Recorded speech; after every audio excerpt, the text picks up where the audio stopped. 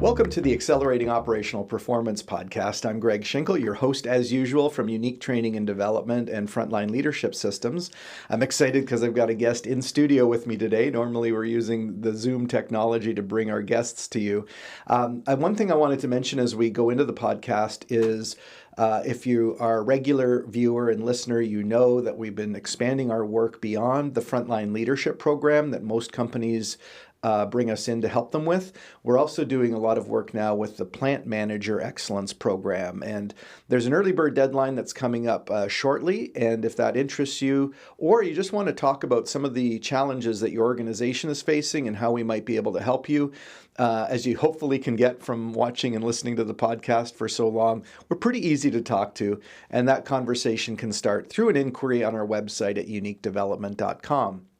Now, joining me in the studio today, my guest is Shawn Casemore. And so let me introduce him properly.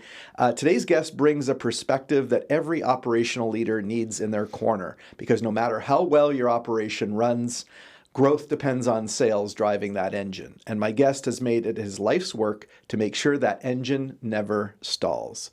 Shawn is a highly acclaimed speaker, author, and advisor who works with CEOs, sales executives, and sales teams to build what he calls the unstoppable sales culture. His work spans everything from keynote at major sales events to one-on-one coaching, sales strategy design, and customized training programs that build real skills and confidence. He's also the author of 5 books, including the latest, The Sales Multiplier Formula, along with The Unstoppable Sales Team and The Unstoppable Sales Machine, practical playbooks for anyone serious about accelerating their sales results. Welcome to the podcast, Shawn. Thanks for having me, Greg. I appreciate it. Yeah. Well, and by the way, if you want to reach out to Shawn, the easiest thing is ShawnCasemore.com, and Shawn is SHAWN, ShawnCasemore.com. And interesting, Shawn, that we were having a meeting actually before this podcast and talking about building our sales machine. And we're pretty good at our sales and marketing engine, but I know that we can get better at it. So, and you and I have known each other for a long time through the Canadian Association of Professional Speakers.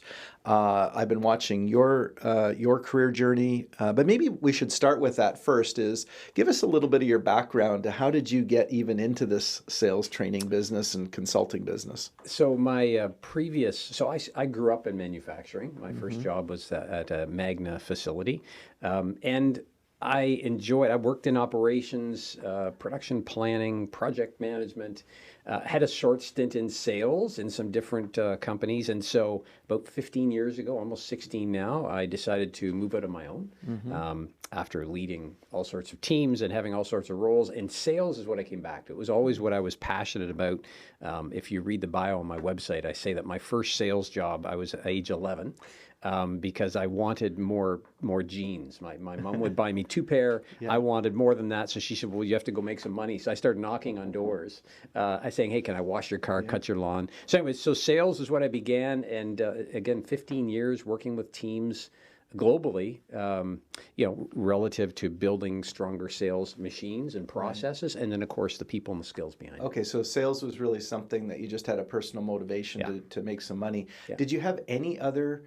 I was curious because sales is one of those things that a lot of people in our world would probably loathe. And of course, people have this sort of antiquated version of what selling is.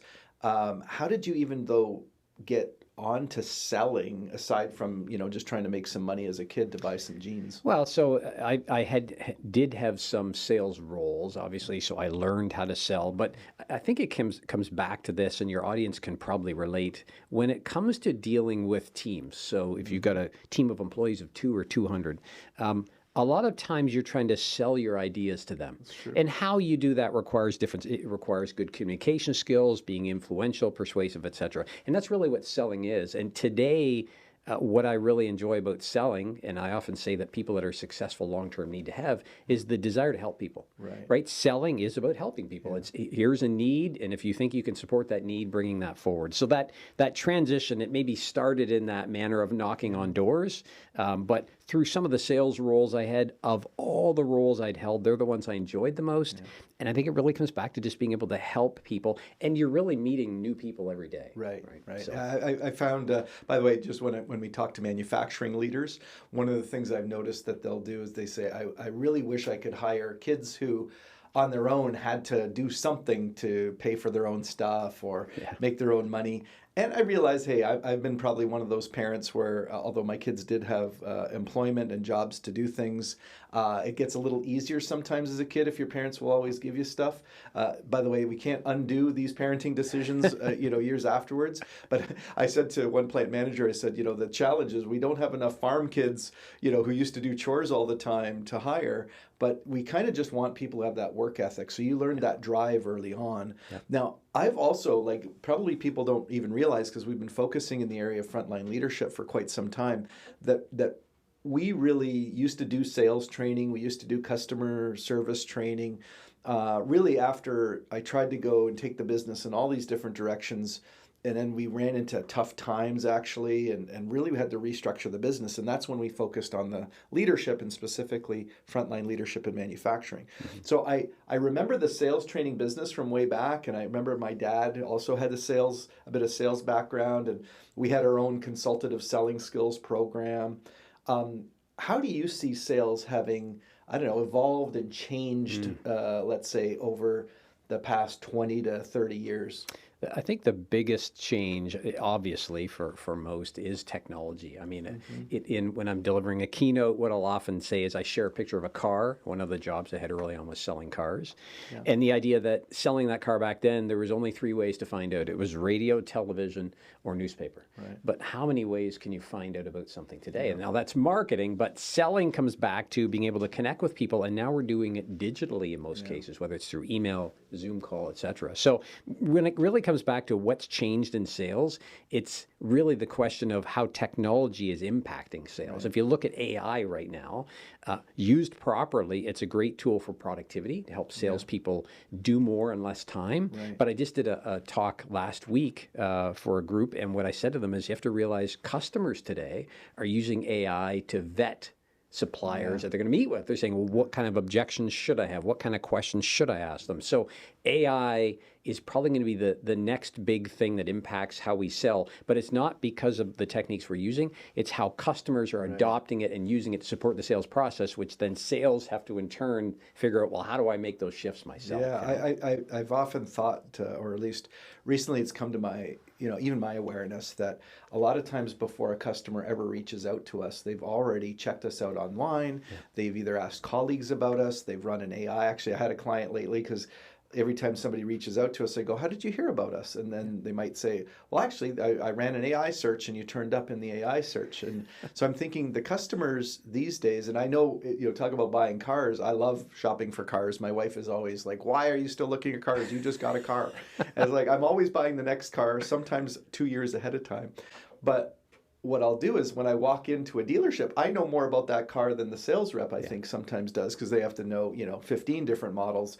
I know a lot about this one model that I've been checking out. So I'm wondering, how is it different for a salesperson when the customer already has done a lot of sorting before they've even had that initial conversation? And keep in mind that we're really focused on B2B type sales, business to business sales, as opposed to consumer sales. But can you speak to that? Yeah, so as you suggested, the biggest challenge for salespeople today is the amount of information they have to manage and be aware of, and then of course the number of communication channels they have to be willing. They're connecting with this person on LinkedIn and having a full-on conversation. This person's on the phone. This person's on Zoom. Again, 20 years ago it was they called me. Yeah, there was a letter in the mail and email, a phone call. And that was exactly it. So managing all the communication information is one of the biggest challenges I find salespeople have, and unfortunately, what they can do is get stuck in that, where they're just trying to manage information communication. They're not focused on the individual, the individual's needs, priorities, etc. So the book I'm writing right now is titled Provoke Selling, and it's the concept that in order to be recognized, to cut through the noise of all this information that's out there, sales professionals today need to use provocation strategically as part of the sales process. So if you've checked out this company. Helpful provocation, I guess, right? Yeah, strategic provocation. And I tell folks when I speak to provocation. You just want to tick them off. There's two definitions, right? The one definition is to irritate. The other is to provoke thinking. I'm referring to the second of the two. But the idea being that people are coming to you at least in their minds, fully informed. Yeah. And they're really looking to you to say, tell me something I don't know. Yeah. And so we have to be ready to share that without them asking, for them to go, oh, interesting. I'd never considered that before. So that's really how sales has changed, in the way that salespeople need to start cutting through all this noise. Otherwise, you just become a transactional specialist, right? Taking orders, missing orders, and that's not an exciting place for anybody to be. No. By the way, people, regular listeners and viewers of the podcast would probably say, why are you talking about sales development? I had a client yesterday, actually, I was on the phone with, and we're going to, we've done frontline leadership training for them. We've done some special workshops for them. And now they want us to do an executive session. And he clarified, he said, in our business, we don't really have what's called a plant manager. And of course, we're very fixated on that audience right now. And he said, we have general managers. And he says, general managers oversee all the business, including sales and business development. We have manufacturing managers who are really only worried about, after an order is received, how we're going to deliver it. So some plant managers out there are really general managers, and often sales is part of the job, along with procurement and many of the other aspects. So as we talk about business development, one of the challenges, I think, Shawn, is that there's so many more providers. It used to be you might be one of a small number of providers way back. Now it almost seems like the customer has more choices than ever before. Therefore, you can just find yourself being commoditized. Yes. And I'm wondering what your thinking is around how to avoid that commoditization. Well, it kind of builds on the previous point about being somewhat provocative. The goal becomes, and again, from a mindset standpoint, salespeople realizing that when I speak with somebody, they probably already know far more about me than I think they do. And so as a result of that, my goal becomes to build trust with them. And the way I earn trust is to break through all the noise and really to break down some of those preconceived notions they've developed, challenge them a bit without insulting them or irritating them, obviously. So that that kind of becomes the mantra from a sales perspective. The other piece of the commoditization puzzle is leading with value.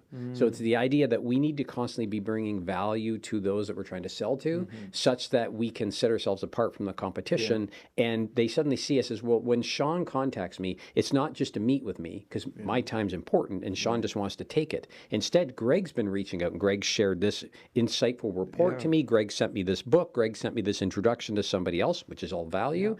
I'm going to give Greg first crack because he's been helpful. Right. Shawn's been annoying. Yes. And so that's where, again, salespeople need to, and if you look at the most common measures of salespeople, so how many calls did you make today? Well, how much value did you share today? That's the real question you should be asking. It prompts me to think of my good friend from university days. Worked in a tech company, a very large tech company, and he said we had a handful of. And so this is a multi-billion-dollar business. We have a handful of reps. And he says one rep in particular, we would always send him in on a really big opportunity where it was, high stakes. But the way he would sell it is most salespeople were just trying to keep the customer happy. He would go in and say, actually, what you're trying to do here tells me that the solution that you're looking for isn't really the one that you'd need. And he would completely sort of transform. And I've heard it said this way, Shawn, that if you provoke the customer to think slightly differently about the thing that they thought that they knew, you've won one that goes from something they hadn't even thought about to something they can't do without anymore. Yeah.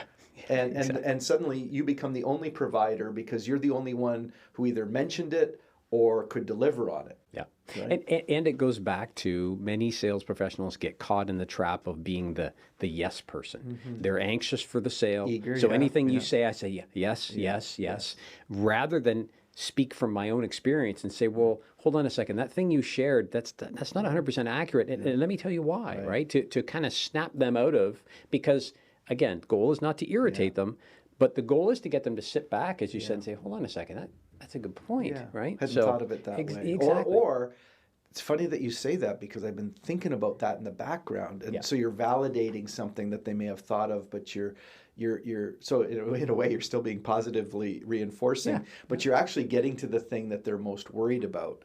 So I once, again, back in the days when we did sales training, I remember being at a conference and this wise sort of older executive who was nearing retirement, he said, we are combating a wave of commoditization, and the only way through it is to keep focused on value. So I love what you said about lead with value, always deliver value. It's probably not unlike an ice cream shop who is out on the corner handing out free samples because they know that if they give you a taste of it, that's the value, and that there is a law of reciprocation, et cetera, that makes you want to do something with it. But mostly, so maybe this leads us into probably the biggest problem in sales. We still run into it even in our business, is ghosting by customers, or just this endless feedback chain that just doesn't seem to advance the sale or the business relationship. And again, we're not really hardcore, we're not very pushy salespeople to begin with, because we believe, hey, if we have value and you want us, we're here for you.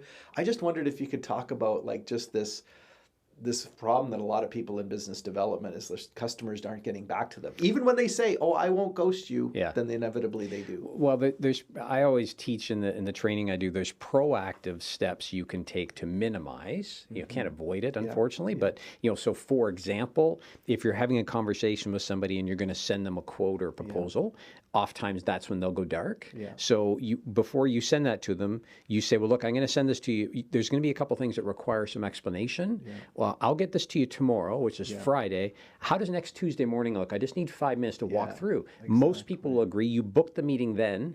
And the goal of that meeting becomes not to read it to them, but to understand, because they will have looked at it, what concerns or questions. So you're trying to flush out objections. And what you're trying to do is move that sale forward. So there's some proactive steps you can take. And then from a reactive standpoint, because we have become a culture, unfortunately, of people we're inundated with so many messages, we're just accustomed to ignoring. So I find if you appeal to the person personally, there's an email I've shared with some of the teams I work with, and I'm not going to say it works every time, but it's got a pretty good success rate where you reach out and you say, hey, Greg, a couple months ago we were discussing X.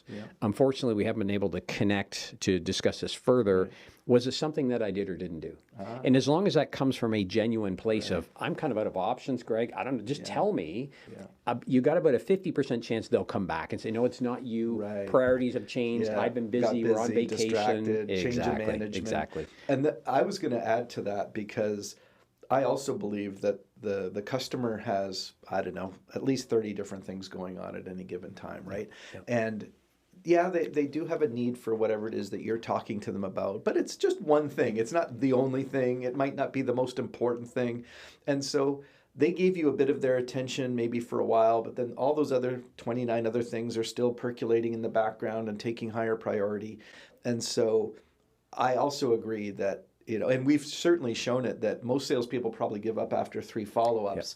And I always say to clients, we have touched base a few times. I haven't heard back from you. I just need you to know that we are never going to stop unless you tell us that you've made a decision to go in another direction, or if things have changed and you don't need us anymore. In that case, of course, we'll just not follow up unnecessarily. But it's amazing. I think, why do so many sales reps just give up after a few attempts? I think it's the concern of offending people. If you think about the reality in sales, is your goal is to build relationships. The more relationships you have, generally speaking, the more successful you'll be if you can convert those, obviously.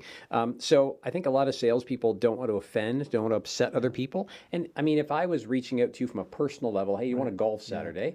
I might ping you 3-4 times max. But then eventually I say, okay, Greg's not interested. Plus that Saturday has disappeared anyway. Well, so I'm going to give up because I don't want to tick Greg off. I'm just asking a question and I'm going to poke him a few times. So it really comes back to, if you lead even in those follow-ups with value. I just did some work with a company with their sales teams across borders, and I typically do follow-up calls with individuals from an implementation standpoint. So I was talking to one of them and I said, what was your biggest takeaway? He says, in the follow-up, leading with value even in the follow-up, because he says, then I don't feel like I'm pestering you because I'm still adding value. I was thinking about you, and this is something I thought you might find interesting. By the way, I'm still interested in that conversation we had.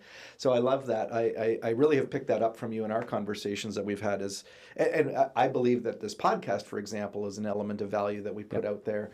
And hopefully people see through the podcast, well, if the training could be at least as good as the podcast, then it's something we should probably look into. Now, I wondered whether, delaying, well, maybe it goes back to ghosting, but specifically when buyers take a long time to make a decision. What's behind that, and what can people in business development do about that? Well, so again, we'll look at it proactively versus reactively. Proactively, as many people know, as you know, in today's environment, more people are involved in the decision, right? True. So 20 years ago, it would be one person. All right? the sales training was go to the decision maker. Exactly. They did make the decision. Now, most leaders, general managers, for example, say, well, let's get the three people together. Right. What does procurement think? What does manufacturing think? What do I think? And maybe even what does administration think? Right. So more decisions are made with more people involved. So proactively, salespeople, when you're moving into pursuing a contact at a company, you need to take, I call it the octopus approach, which is who else might be involved in that decision that I can pursue in parallel, but being transparent, so, hey, Greg, I'm reaching out to you, but just so you know, I've also reached out to Wendy, right? So using that approach allows you to ensure, because studies have shown that when a decision's being made, I think it's like Gartner said, like 22% of the overall time is spent internally discussing. What is that decision going to be? So the last thing you want to have happen in that circle is they say, well, Shawn who? I don't know Shawn, but I know this person, because now you're out. Right. So that's proactive. Reactively, you need to make sure that, as we said before, in every step of the sales process, there's a next booked call that is not, I'll send you dates after this meeting. It's booked right now to keep this conversation moving forward, right? So I can stay on track. If I just say, well, I send a quote and proposal, and I hope you get back to me. And then I send you 17 emails saying, have you read it yet? And now you're just irritated. Exactly. And I've not achieved anything. Yeah. So it's funny, because I do think that in every relationship, you're managing the emotional flow of it. Yeah. Like even when you're just trying to be helpful, it could be like you're annoying me from being helpful because I'm not ready yet. Yeah. So that I think that's important. I like this idea of understanding that there's multiple people involved. We know that when in our audience we encourage them, you can tell from the opening, if you want to have a conversation with us, let's do that. That's often someone from human resources or learning and development. Every once in a while, it'd be like a director of operations, and I always think that person has already had an internal conversation with some key people. They've identified that they may need something that we could provide. So there's often that initial contact and conversation. Do you have, aside from multiple reach outs, do you have any suggestions for how you move from that preliminary call, which is still someone who's involved in the process, but might not control the overall budget and make the overall decision? Are there strategies sellers can use to influence the person? And just before you answer, I know I'm asking a very long question here, everybody. It's knowing that there might be an engineer in a manufacturing company who's specifying a need for something, but the procurement person is maybe the one reaching out to the vendor for possible quotes. Yeah. But that there's a distinguishing factor in what you do that the engineer could appreciate, but maybe the procurement person doesn't appreciate.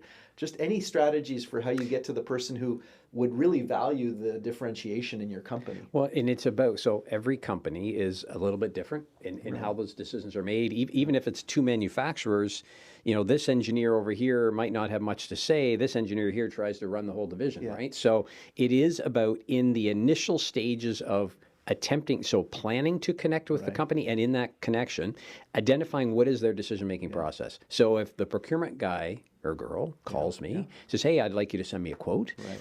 Again, it's up to me to educate them on the process, number one, and then number two, make sure I understand how the decision-making process works. So I might say to them, happy to send you a quote. In order to put a proper quote together, I will need to meet with engineering. And again, you have to have the confidence. If they say, well, that's not possible here, if they say, well, then unfortunately, I can't give you an effective quote. I can't give you the quote. And you know that they need that quote maybe for part of it. And there's a risk that they may say, well, then you're out.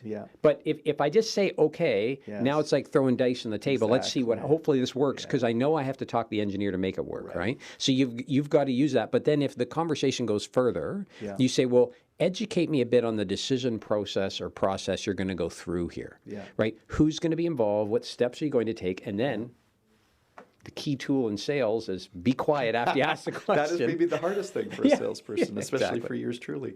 I would think that this idea, though, of standing firm in how you bring the most value.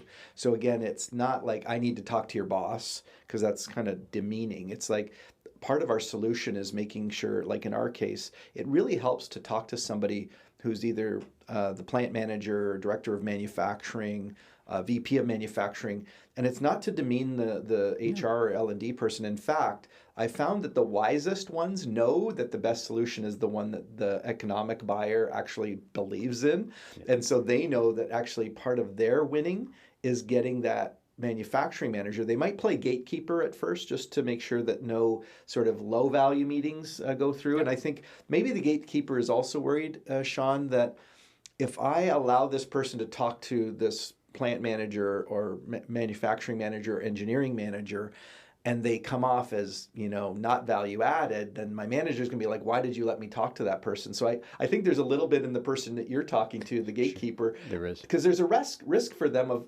advancing you to talk to the next person, right? Yeah, because if they were to do that, then that suggests to that other person that they're entrusting in you. But again, it goes back to educating that person. So in that scenario you shared, even if it was the general manager, being able to say to them, hey, you know what? For me to give you a proper answer or to even to consider putting a proposal together, I need to speak to these three people. Right. And if they say, well, that's not going to work, I just want a quick answer, then I would say, well, here's a budget range. Yeah. Here's when we can maybe do it. Right. There's Keep your it answer. Fairly broad. But if you want a specific proposal, here's who I need to talk to. Because it's up to us to educate customers as to what our process is. They don't know. Yeah. So if we don't tell them and we just go, okay, sure, okay, then now they're running the show. Yeah, and I think if, again, as a listener or viewer, if your company's issuing 1,000 quotes and getting one deal, that's a sign that there's a problem in how you're responding. That's a big problem. So again, we're talking with Shawn Casemore, and Shawn is SHAWN, ShawnCasemore.com. Who's an expert in sales and business development and building, the sales engine. I guess what we should do, Shawn, is maybe close with talking about AI a little bit. I think salespeople might be nervous about AI. Customers I know are using AI. We're using AI, as a company. Mm-hmm. So I'm just wondering, what's your view of AI? How do companies either leverage it as a strategic strength? How do salespeople sort of, again, continue their value in an AI world? So I read this morning, although I don't think it's a quotable thing, so I won't give attribution to it, but I thought it was a good point. If salespeople, and I think anybody who is, let's say, have some administration as part of their job, if you're not in trying AI every day, like if you're not testing out new things, you're already behind. Right. I know for myself personally, I'm trying new things almost every week. I'm testing. Let's take this and load it and see what it does, because you figure out what is AI good at and what is it not good at. Right. So from a salesperson perspective, you'll oftentimes either be given, hey, do whatever you want with AI, or you're restricted to use our AI within these confines. So you have to work within that. Right. But then everything you can do today that's administrative, ask yourself, is this something AI could do better than I can? Right? And so, and the only way you know is to load stuff in, ask questions, load in a series of slides and say, improve these, right? Yeah. Load in some information that you think would create a nice template and get it to spit it out for you. But you don't know unless you try. So it's just, you have to continuously attempt to use AI to learn its capability and to know how it's going to best support you. Because it is really like a partner sitting next to you. Yeah. It's like an administrative assistant saying, how can I help you? Right. And it's just sitting there waiting for you to use it. So if you don't, that's on you. Yeah, and specifically in the area of business development, I know if we have an inquiry from a company, we will use AI to identify, what are the industry challenges, what are any specific challenges related to that company. And all it does, of course, is it's mining publicly available information that's out there and giving you, here's probably what's happening. They hired a new CEO. This is that person's focus.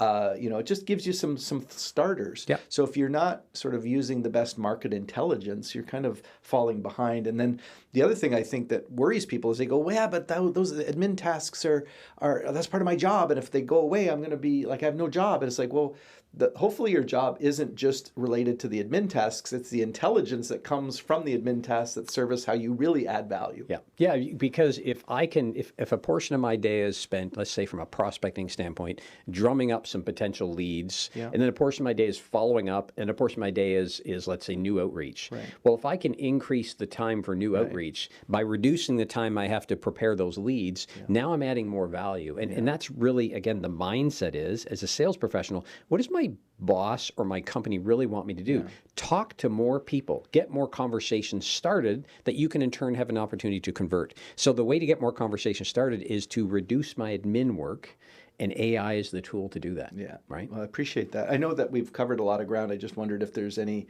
last things that you wanted to share with the audience before we wrap up. No, I think, we have talked from everything from soup to nuts, I guess, as they say. But I think at the end of the day, the key from a selling standpoint is AI. If we were to sit here a year from now and talk, I think we're going to be talking about some changes in the sales process, specifically because of AI. So, keep testing it, keep trying it, but it is going to be a fundamental change in how we sell and how customers buy. Yeah, and there's still a need though because people have problems to solve, and AI might direct them in a certain direction, but they still need to find partners who can help them add value and solve those problems. And so from that standpoint, AI could commoditize a little bit of what you do, but if anything, you just have to up your game. And if you want to up your game, of course, you can reach out to Shawn Casemore, and it's ShawnCasemore.com.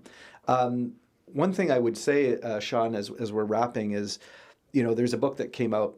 I'm so terrible now with time horizons, but do you remember the 4-Hour Work Week? I think it was back maybe 20 years ago. Tim Ferriss, thank you. And back in those days, of course, it was sort of early technology stages. But what he said is you had to convince your boss to disconnect hours in the office from the value that you added. And if you really looked at the value you added, you could probably accomplish a lot of it, in 4 hours. I think AI is sort of a new way of activating a similar thing that says, if you really distill how you add value in your job, a relatively small subset of what you do creates the most value. And if anything, all we're encouraging you to do is to use AI to help you speed up and think about things you didn't think about, so that the value-added stuff that you do is even more value-added in the eyes of the customer, in the eyes of your boss, in the eyes of the people that you work with. And I know our mandate here at our company is I want people to use AI because I basically want to grow without necessarily having to add twice as many people. And I don't want people to be stressed out because we're asking them to do twice as much stuff, right? So it's just let's leverage the tools that we have. Again, we've been talking with Shawn Casemore, and you can reach out to him for a conversation at ShawnCasemore.com. Again, I just want to thank you for listening. As you know, with podcasts, there's so many of them these days. And if you're not a rock star celebrity, the way that people discover podcasts is people forward an episode, so you can do that, send the link to the episode, or within the podcasting app, you can share it. Of course, the hardest thing is to ask you to like and subscribe, leave a rating, and I know that's asking something. So if you found some value, if I've delivered some value to you, according to Shawn, would you be willing to return the favor with a rating on the podcasting app? Otherwise, I just want to encourage you on your journey. If there's some way that we can help you, we can be reached at uniquedevelopment.com, and I'll see you next time on the AOP podcast.